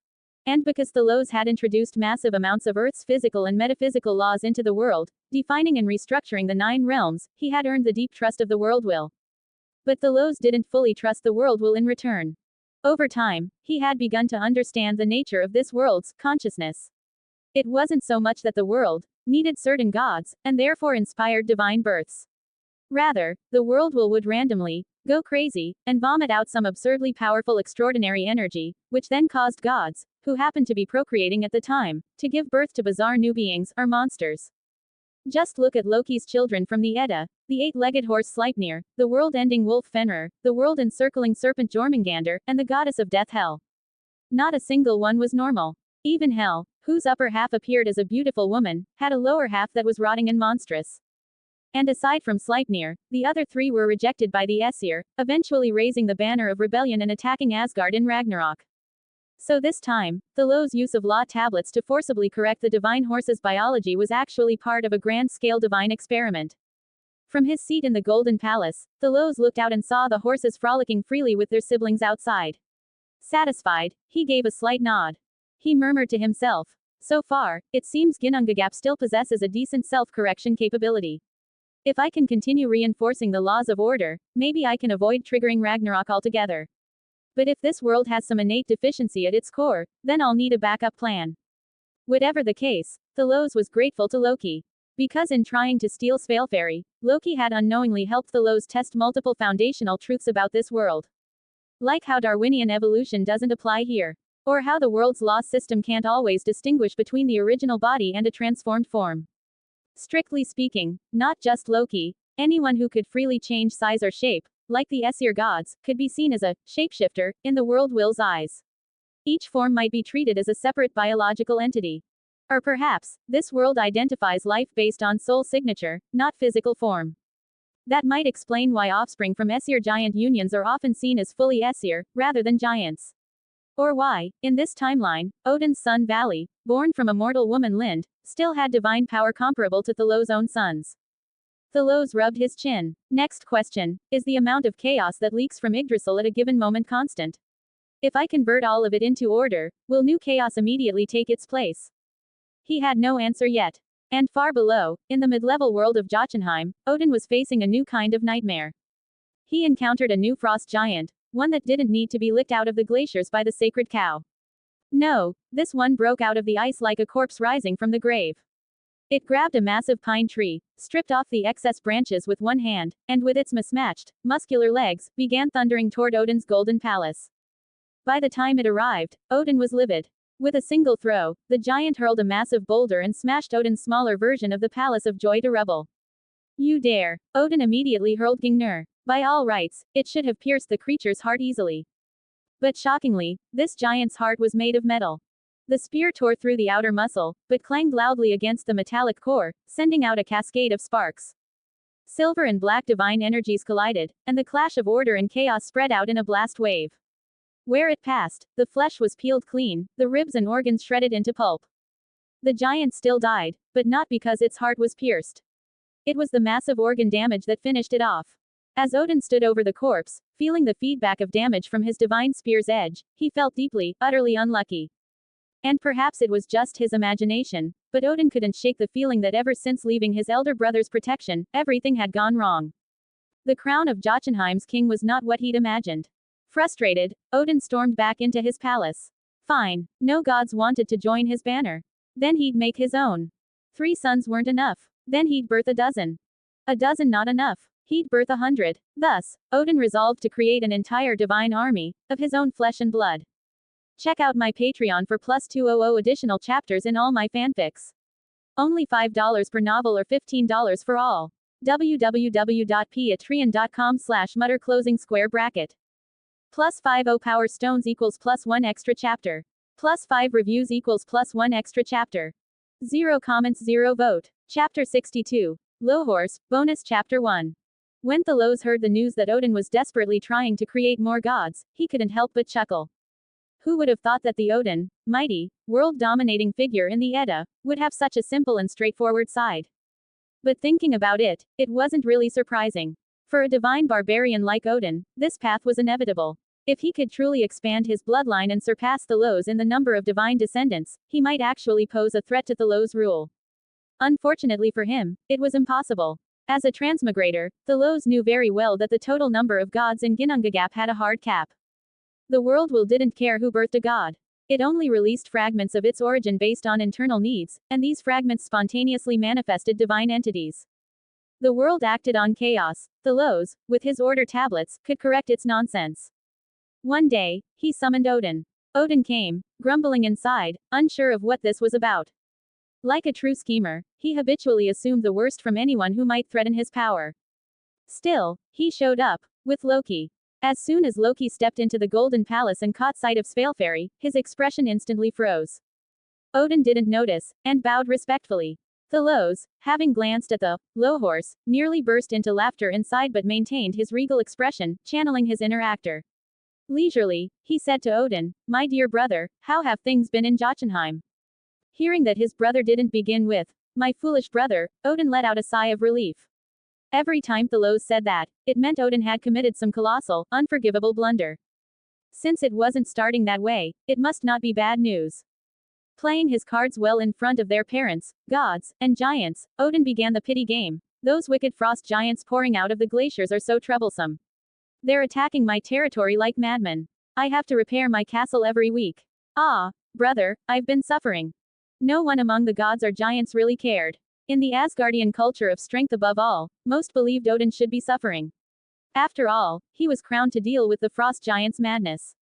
Why else would he get such a title? Even Bestla, their mother, found Odin's complaints completely within expectations. Odin didn't care about that.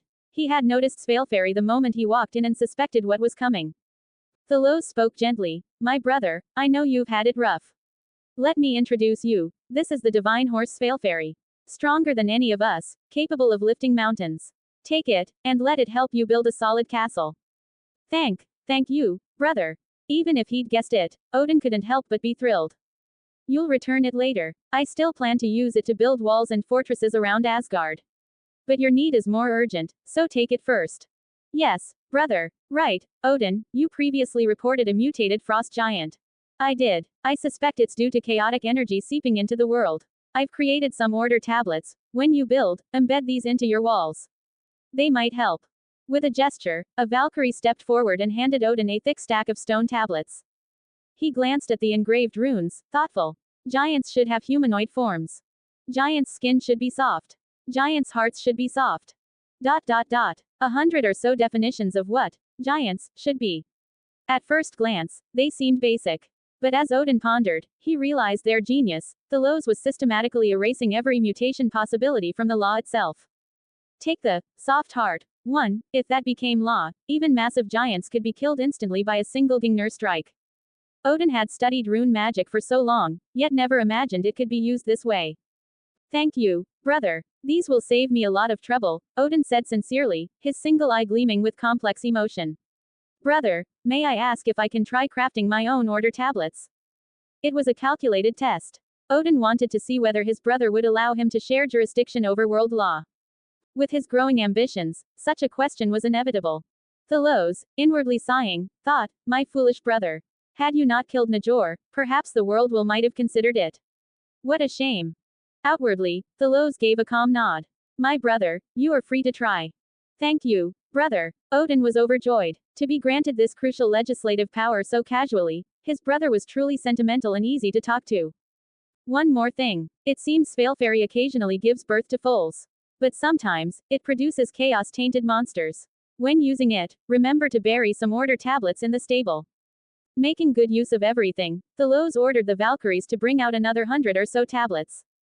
Odin was ecstatic. If I'd known brother would gift me this horse, I wouldn't have needed to be so grateful to Loki. At that moment, no one but Thalos and the actual, Lohorse, suspected a thing. This was Ginnungagap, after all. Ymir, progenitor of frost giants, birthed them from his armpits. Buri, the first Aesir, split into Bor. So a divine horse giving birth on its own. Totally normal. Only when a Valkyrie led Svalfari out did something feel off. The horse trotted right up to Loki, extended its half-meter-long tongue, and gave him one long lick from chin to forehead. Loki froze solid, stiff as stone. Odin burst out laughing. Loki, looks like this horse really likes you. You don't do much anyway, why not supervise its work on our new fortress? That is, Loki was in total disarray, fumbling for words. Come on, man up. Stop being so wishy-washy. It's settled. Odin clapped his shoulder jovially, sealing the deal.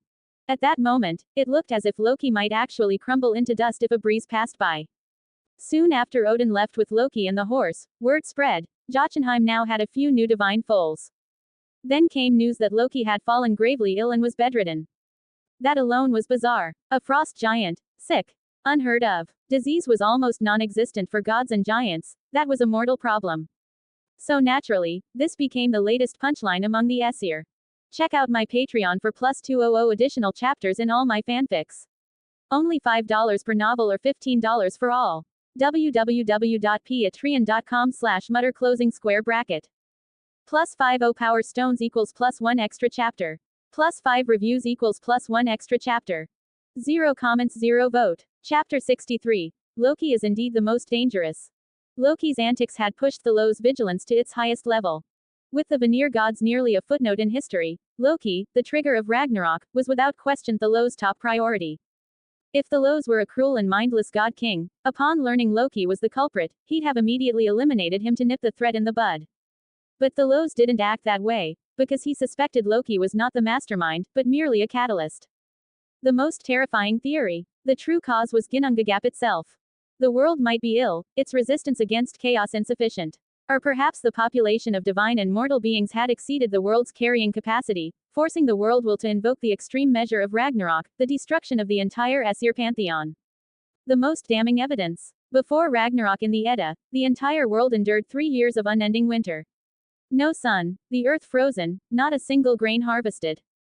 In such conditions, not even the gods could help. As resources vanished, mortal nations fell into war, looting, and genocide. When only one kingdom remained, starvation pushed humanity into unimaginable horrors. Cannibalism was the least of it. Eventually, monsters laid siege to Asgard. Most gods died in the final battle. And from the ashes, only a few gods and mortals remained to rebuild the world. If this Ginnungagap was also a closed-loop cycle, then no matter what Thalos did, it might all be in vain. That was the truly terrifying part. Thalos looked up at the heart of Yggdrasil, where the world tree continued to purify chaotic energies without rest. Since he'd embedded thousands of order tablets, its purifying efficiency had seemingly increased. That brought him a bit of relief. Perhaps it was the world's way of rewarding him. Despite repeated failures with the barren goddesses, Thalos unexpectedly saw new results after reverting to more primitive choices. He set his sights on the daughter of the late giant Tiaz, Skadi, widely regarded as the most beautiful among the female giants. Fate had played a cruel trick on her in the Edda. Her father, Tiaz, was killed by the Veneer gods for kidnapping the youthful goddess Idun. Despite peace having been established between the two pantheons, she sought justice from Odin, who forced Najord to temporarily marry her. The marriage failed.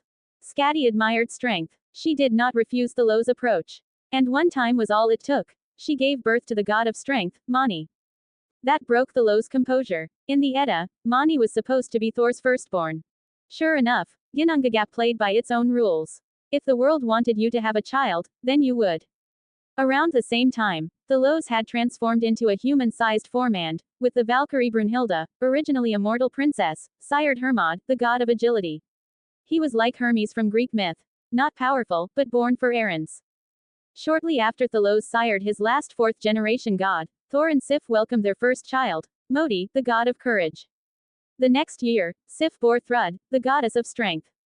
At the same time, Balder, son of Thalos, fathered for Seti, the god of truth and justice. Never mind that Thalos still hadn't named a queen. What mattered was that his divine lineage was booming, earning praise across the Aesir. To these god-level barbarians, only two things mattered. 1. You're the strongest. 2. You've got the most descendants. If both were true, then all hail the eternal king. In contrast, Odin, despite furiously toiling away on his own barren land, just couldn't produce more children. Had he not at least fathered Vali, god of vengeance, and Hor, god of darkness, the other gods would have ridden him off entirely. In the eyes of all observers, King Thalos utterly crushed his brother Odin. Odin, of course, was deeply bitter. And once again, in peacetime, Loki was the most dangerous. The trickster, bored out of his mind, ran off to Asgard and, while Sif slept, shaved off her golden curls. Sif's pride and joy was her radiant golden hair. This soon blew up and reached Thalos. Sitting atop his throne in the Golden Palace, Thalos looked at his sobbing daughter-in-law, the disheveled Loki, suspended midair by Thor's single hand, and the sheepish Odin running over to plead for his friend. Thalos had originally just been spectating, until a thought struck him. His voice boomed with divine majesty. Loki, do you admit your guilt? I do. I know I was wrong, Loki mumbled, head bowed, looking sincere. As with all repeat offenders, he didn't admit guilt because he truly repented, but because he knew not admitting it would mean death. Thor's fists, the size of barrels, hovered just beneath his chin. Better judged by Thalos than crushed by Thor. Loki, for your crime, you must be punished. Loki quickly blurted, I will accept any punishment, my lord. Your punishment is this. Thor will shave your head as well. What? Loki's face contorted in agony. Thor burst out laughing. Ha ha ha, Loki, you finally get yours. As laughter filled the hall, Thor pulled out a blade and shaved Loki's hair to the scalp like he was slaughtering a pig. Thalos added, and your atonement shall be this. You must give Sif a golden wig identical to the one you destroyed. Thus, as in the Edda, Loki went off, gathered gold, and got the dwarves to forge a living, golden wig for Sif. This comedic episode should have ended there. But no one knew that after the trial, Thalos secretly made his way to the heart of the world tree. There, he pulled out 10 strands of Loki's jet black hair and, with a flick of the wrist, cast them toward the tree's core. Before they were even halfway there, they began to mutate. Snakes. One after another, slender snakes as thick as a man's finger appeared, fangs glinting with venom. The chaotic aura had warped mere hairs into poisonous creatures. The result made Thalos' face go stone cold. So it's true. The one who gave birth to the world serpent Jormungandr. Loki really is the most dangerous creature when left unchecked. With a wave of his hand, Thalos burned every single snake and destroyed all of Loki's fallen hair. This experiment confirmed what he had long suspected. In the absence of immediate threats, Loki is the biggest threat. Check out my Patreon for plus 200 additional chapters in all my fanfics. Only $5 per novel or $15 for all. www.patreon.com/mutter closing square bracket. Plus 50 power stones equals plus 1 extra chapter. Plus 5 reviews equals plus 1 extra chapter. 2 comments 0 vote. Chapter 64. An alternate version of the Valkyrie plan. Huff huff. Heh heh. Ha ha. Ha ha ha ha ha. Watching the mutated little snake perish in the fire of order, Thalos rarely laughed aloud. No, this was closer to manic laughter. After finally finishing his laughter, the corners of Thalos' mouth lifted. As expected, Loki will never let me get bored. Be it man or god. After being the god king for so many years, no person or thing could truly excite Thalos anymore. That psychological threshold naturally rises over time. At first, Thalos was merely a wanderer drifting through the chaotic world. All he desired was to stumble upon a stable, orderly world before his life ran out, so he could continue living. Now that he had encountered the world of Ginnungagap and survived, of course he had to do something for it. This was the karmic cause that Thalos owed the world, and as for how to get through the effect of Ragnarok, that was up to his own efforts. Loki represented the world's instability. Actually, the fact that the world was in such a hurry to give birth to a host of gods to govern each domain in an orderly manner clearly indicated that the world of Ginnungagap, on a primal level, still wanted to grow and develop a perfect self-sustaining cycle. Unfortunately, the epic tale shows that Ginnungagap's world evidently messed up. When it could no longer support so much life and divinity, a kind of internal purge akin to raising venomous insects began. Whether a world or a country, chaotic expansion is fine during periods of growth. But once the game shifts to a zero-sum scenario, war becomes the simplest way to handle it. Winners continue to feast and prosper. Losers die and are forgotten. Thalos figured everything he had done wasn't for nothing. First, he killed Searcher, the progenitor of the fire giants, and used his body to significantly expand the world's space during its reshaping. That was essentially making a bigger cake. Then, while reconstructing the 9 realms, he balanced the elements more evenly and filled the world with systematic physics formulas from Earth, thereby regulating its laws. This meant that the world would run far more smoothly than the crude model Odin once built in the epic. Odin's world could barely function. Thalos' world operated efficiently. That left only one final question: what was the world's carrying capacity? Everything has its limits. Just like how the amount of atmosphere a planet can retain depends on the gravitational pull from its mass. Or how many people a piece of land can support depends on its productivity. Within the world alone, Thalos had 10,000 ways to increase productivity and feed more beings. The only thing I'm afraid of now is that too much external chaotic power will exceed the world tree's capacity to filter and purify it. Thalos murmured to himself, then left the core and descended to the misty realm of Niflheim beneath the world tree to once again inspect the venomous dragon Nidhogg, who never ceased gnawing at the roots. Nidhogg, like that bizarre sacred cow, existed within the world yet was impervious to everything in it. Thalos should have loathed the dragon for gnawing at the tree's roots. But interestingly, although Nidhogg was indeed chewing at the roots, nothing said the world tree couldn't grow new ones. Thalos saw with his own eyes some roots he hadn't seen last time growing toward Nidhogg as if feeding it. He found this quite amusing. Back before he crossed over, while studying in school, he used to get annoyed by those math problems about filling a tank with water while it drained at the same time. Back then, he thought those were brain dead. Now he realized, the world was full of crap like that. Thalos laughed joyfully. He had no intention of killing Loki. This was like in warfare: if you knew the enemy could only resupply through a single route, and you had surveillance on the entire supply line, any smart commander wouldn't destroy that line. Whether it be countries or worlds. In the end, it's a matter of comprehensive strength. Since the invasion of chaos couldn't be stopped anyway, wasn't it better to keep the seed of chaos under your own watch? Just because Loki was destined to blow up didn't mean Thalos should blow up his own armory first. Thalos made a firm decision. I really do need to prepare both plans. First, defuse the bomb in advance, see if it was possible to convert the overflowing chaos power in Loki into order. If that could be done perfectly, then the power of order in the Ginnungagap world would be stronger, and it wouldn't matter if the world self-destructed or shrunk in size and reduced the number of gods. Second, implement the Valkyrie plan. In the epic, Edda, Odin, aware of Ragnarok's coming, made lengthy preparations. He activated the Valkyries to collect the souls of powerful mortal warriors as Einherjar, hoping they'd help him defeat the world ender in the final battle. Harsh truth proved that Valkyries and Einherjar were utterly useless against behemoth-level enemies. The Valkyrie plan that Thalos was preparing shared only the name. His real target was the other world, the one also undergoing a process of order.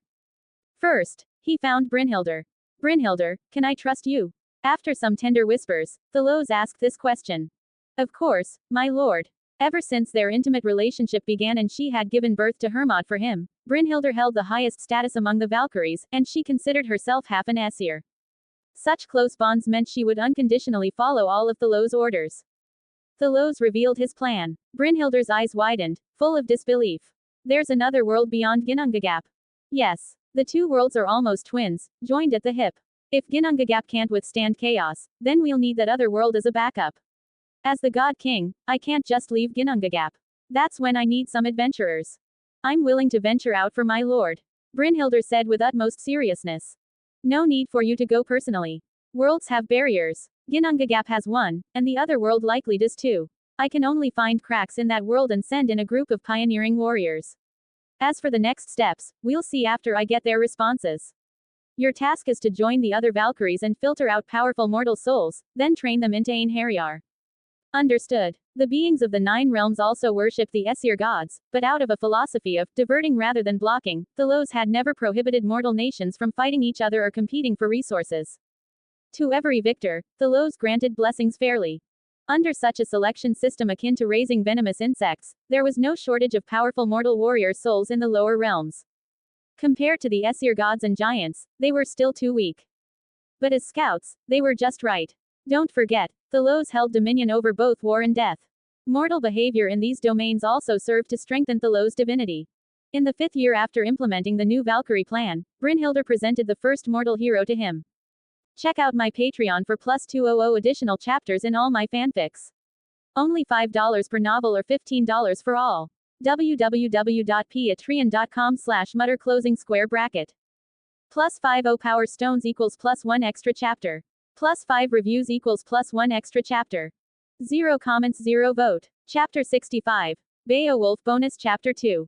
Beowulf. Thalos' pupils involuntarily contracted when he heard the name. A sense of absurd destiny overwhelmed him. How many years had it been since he and his brother reshaped the world? It had only been 50 years since he personally created humanity in this world. That was nothing for the Aesir gods, who often lived for tens of thousands of years.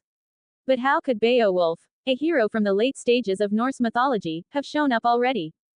Beowulf was a Geat. In Midgard, the demon Grendel was wreaking havoc, and King Hrothgar resolved to offer a reward for the demon's elimination. The Geat Beowulf, coming from Geatland, stepped forward with 14 warriors. During a banquet, they set a trap for Grendel, and with sheer brute strength, Beowulf tore off one of Grendel's arms. Grendel fled to his lair deep in the forest, where he eventually collapsed and died. Grendel's mother sought vengeance, bringing chaos to the human realm once more. In the lake leading to her lair, Beowulf encountered and fought countless venomous sea serpents. In the end, he used an ancient enchanted sword found in the witch's lair. In this life, it had been swapped with a dwarven forged scrap weapon to sever the witch's head, putting an end to the evil. For his deeds, Beowulf became a king among mortals. Unexpectedly, in the 2nd year of his reign, a runaway slave greedily stole his favorite possession, a golden goblet, from a fire dragon dwelling in a cave. When the dragon awoke and discovered the theft, it roared with fury and sought revenge, burning villages and rampaging through the land. Ultimately, the dragon destroyed Beowulf's hall, and the two perished together. Having kept a close watch on him, Brynhildr immediately seized his soul. Now, the weak and helpless soul of Beowulf knelt beneath the steps of the divine throne in the Hall of Heroes. Looking at Beowulf, Thalos found it both amusing and slightly exciting. No other reason. It seemed the Ginnungagap world had heard his wishes and went ahead and delivered this mortal hero early. Bad news. Ginnungagap was a stitched-together chimera. Good news. It stitched everything in. Ironically, the twin goddesses of fate seemed completely unaware, letting Thalos do as he pleased. Thalos used his divine sight to observe Beowulf below, and naturally, the legendary hero became even more reverent. That was normal. At 2 meters tall, he was undoubtedly imposing among mortals. But compared to an Aesir god standing 6 meters tall, he was insignificant, not to mention the elemental energy leaking effortlessly from His Majesty the God King, which to Beowulf felt like a raging storm. Every breath Thalos took caused elemental upheaval. The 9 divine swords that hovered around him, each one could leave Beowulf awestruck and worshipful. Beowulf greets the Supreme God King, Your Majesty. Rise. Look me in the eye. Yes. Should he be called a true hero? Though shaken to his core, he at least had the courage to meet Thalos' gaze. His eyes showed admiration, but also determination. Not bad. Brynhildr should have already explained everything to you. Yes, Your Majesty. Beowulf's translucent, ghostly figure seemed to solidify slightly. I can grant you a second life. It may succeed, or it may fail. If you succeed in reaching the other world, I need you to ring a bell regularly each month in a remote, uninhabited place. Report everything you see and hear there, the identity of rulers, and so on, as detailed as possible.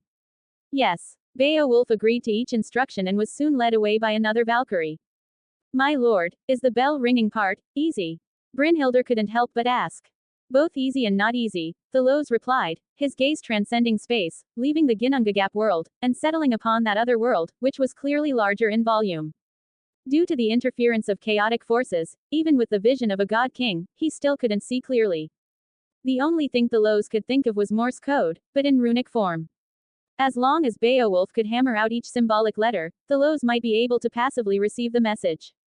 This way, Thalos could avoid directly using force to intrude upon the other world, which would otherwise alert its rulers and the will of that world. He didn't expect instant results, but this was the safest method of probing. This time, including Beowulf, the Valkyries had prepared 36 Einherjar. 3 days later, in the Silver Palace, Thalos sat upon the divine throne that amplified his godly power, gazing at the faintly perceptible thread between the two worlds. Thalos waited. He waited for the moment when chaotic disorder was at its thinnest. And he waited for a full 23 hours. Just before midnight, he unleashed the gathered Einherjar like a volley from his hand. This was the outer world. No being could observe what happened within the chaotic turbulence. 36 brilliant spirit lights entered the chaotic current. Even though they were wrapped in the power of a god king, from afar, they still looked like insignificant fireflies.